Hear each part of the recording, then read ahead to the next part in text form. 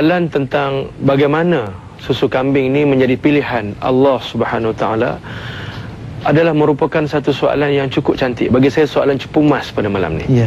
Sebab memelihara kambing ini adalah sunnah Nabi-Nabi. Sebab itulah kalau kita tengok susu kambing ini memang istimewa lah. Dia mengandungi enzim-enzim yang penting untuk manusia, protein, dia mengandungi vitamin-vitamin, mengandungi kolin, inositol. Ini beberapa bahan-bahan yang penting dalam susu kambing. Dan juga dia boleh menjadi ubat bagi penyakit-penyakit seperti alergik. Dia juga penyakit seperti radang sendi, arthritis. Bagus kalau kita minum susu kambing ni, terutama untuk makcik-makcik yang dah dewasa, bukan tua lama. Sebut tua nanti marah pula. Dia juga bagus untuk mengubat anak-anak yang terkena penyakit kuning. Begitu juga dengan penyakit alergi dan juga insomnia, iaitu penyakit yang mana susah nak tidur. Rupa-rupanya segelas susu kambing yang panas sebelum kita tidur tu amalan sunnah Nabi sallallahu alaihi wasallam. Bila kita lihat komposisi susu kambing dengan susu ibu, rupa-rupanya susu kambing dengan susu ibu ni hampir-hampir sama. Hampir-hampir sama. Lemaknya 3.1% sama dengan susu ibu. Proteinnya lebih kurang 3.7% sama dengan susu ibu. Manakala kandungan airnya 86.7% lebih kurang sama dengan susu ibu. Sebab itulah di zaman Nabi, susu kambing ni dijadikan sebagai alternatif kepada susu ibu ketika mana ibu tak dapat menyusukan anak. Memang susu ibu ni yang terbaik. Tidak ada lagi susu yang lebih baik daripada susu ibu. Tetapi sebagai suplemen, sebagai makanan tambahan untuk mencerdaskan otak anak, perkembangan yang baik, kemudian mengekalkan protein, kolin, inositol. Ini yang penting untuk perkembangan mental anak-anak kita. Elok kita bagi susu kambing berbanding dengan susu formula. Sebab tu kalau kita tengok kenapa susu kambing ini menjadi pilihan, sebab apabila kadar lemak dia sama dengan kadar lemak yang ada dalam susu ibu, protein sama dengan kadar protein yang ada dalam susu ibu, dan juga kandungan airnya sama, bermakna dia mudah dicernakan. Bahkan molekul-molekul lemaknya kecil. Jadi menyebabkan dia senang dihadam dalam perut, dan dia akan menghasilkan, apabila susu kambing ni kita beri minum kepada anak, dia akan menghasilkan kolostrum. Kolostrum ni adalah ibu susu yang kita panggil susu awal ibu. Jadi kita sibuk makan IgG. Kan, macam-macam IgG kan. IgG Hijaz lah, IgG apalah. Tapi IgG yang terbaik sekali ialah terhasil daripada kolostrum, daripada susu kambing. Susu kambing juga dia rendah laktos. Kadang-kadang ada kanak-kanak yang kalau susu formula laktos dia tinggi, menyebabkan akhirnya dia dapat satu penyakit dia panggil glucose intolerance. Jadi glucose intolerance selalunya ialah lactose intolerance, sebab kandungan laktos yang tinggi. Tetapi kandungan laktos dalam susu kambing rendah, menyebabkan semua peringkat anak-anak daripada hari pertama dia lahir, dia dah sesuai untuk minum susu kambing. Susu kambing juga kaya dengan enzim. Yang mana enzim-enzim ni contohnya alkaline phosphatase, xanthines, ini semua penting, terutamanya dalam badan orang perempuan. Orang perempuan ni dia emosi dia dikawal oleh hormon. Sebab tu kadang-kadang bila dia datang bulan, ni masalah. Kan? Tapi bila minum susu kambing, dia dapat mengelakkan berlakunya ketidakseimbangan hormon ini. Ambil 3 gelas sebelum tidur, insya-Allah esok pagi bangkit tak meracau. Sebab itulah inilah khasiat susu kambing yang cukup hebat, yang Allah Ta'ala sembunyikan dalam kambing itu, supaya kita ambil ikut sunnah Nabi SAW. Kalau Nabi tak pelihara kambing, kita pun tak tahu ada khasiat pada susu kambing. Subhanallah. Faedah yang paling besar daripada susu kambing, yang pertamanya dia memudahkan penghalaman. Dia akan dapat menghilangkan masalah kalau kita orang kampung sebut sembelit lah, ataupun undigested food. Sebab tu dia juga sebagai pelawas susu kambing ni.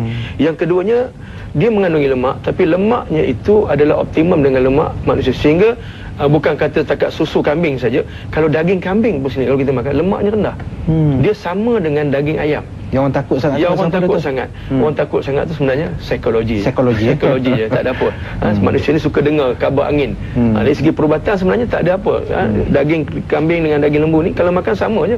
Kalau nak dapat penyakit darah tinggi tu, makan daging lembu pun dapat darah tinggi juga. Jadi yang pentingnya ialah bagaimana kita menilai persepsi kita terhadap susu kambing ini dengan persepsi yang betul. Barulah kita dapat lihat bahawa di situ kita dapat mengambil manfaat yang banyak daripada rahsia kejadian susu kambing.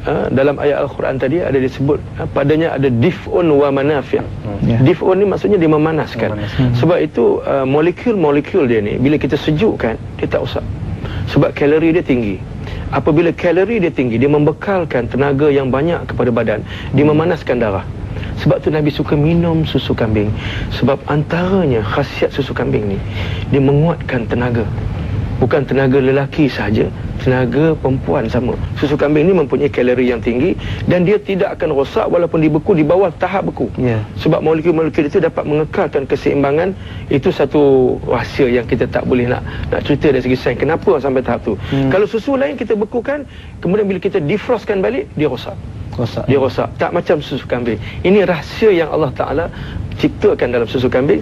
Dan sebab itulah Rasulullah SAW dia mengambil susu kambing. Dan Nabi memang dia tak sebut, dia tak sebut fa inna fiha mineral ke apa, tak ada. Dalam hadis Nabi dia tak sebut ada mineral yang cukup. Sebab tu dalam susu kambing ni juga dia mempunyai mineral, kandungan khasiat vitamin A, B, C, D, E, K. Sehingga semua jenis vitamin yang patut ada dalam makanan semua ada dalam susu kambing. Dan tak ada susu lain yang mengandungi khasiat macam ni. Dan susu kambing juga mempunyai khasiat yang tersendiri. Dia boleh menambahkan benih lelaki. Sebab tu Nabi suka minum susu kambing pada hari Selasa dan hari Jumaat. Sebab itu sunnah Nabi. Jadi kalau kita dapat ikutlah benda-benda macam ni, insya-Allah kita akan dapat kesejahteraan, kekuatan, lahir zuriat-zuriat yang baik, lahir zuriat-zuriat yang cerdik, yang pintar, yang pandai, yang pantas, serta orang yang sabar macam Nabi SAW. Kita nak lahirkan ramai manusia seperti Rasulullah SAW, maka akan amanlah dunia ini, insya-Allah. Hebatnya Allah Subhanahu Wa Taala dan betapa Rasulullah Sallallahu Alaihi Wasallam yang selalu kita sebut, yang selalu kita ucapkan, apa yang disebut oleh Allah, laqad kana lakum fi Rasulillah uswatun hasanah, adalah pada diri Rasulullah sallallahu alaihi wasallam itu contoh tauladan yang terbaik. Jadi apakah salahnya kalau Rasulullah sallallahu alaihi wasallam minum susu kambing? Kita minum ni dengan tujuan untuk kita mengikut apa yang pernah dilakukan oleh Nabi kita sallallahu alaihi wasallam. Dan khasiatnya seperti yang disebut oleh Dr. Jamno tadi terlalu banyak. Dan kita boleh lihat kajian-kajian dari masa ke semasa menunjukkan bahawa susu kambing ini ada kelebihannya. Dan kita yakin inilah sesuatu apabila yang telah diamalkan oleh Nabi SAW ada kelebihannya.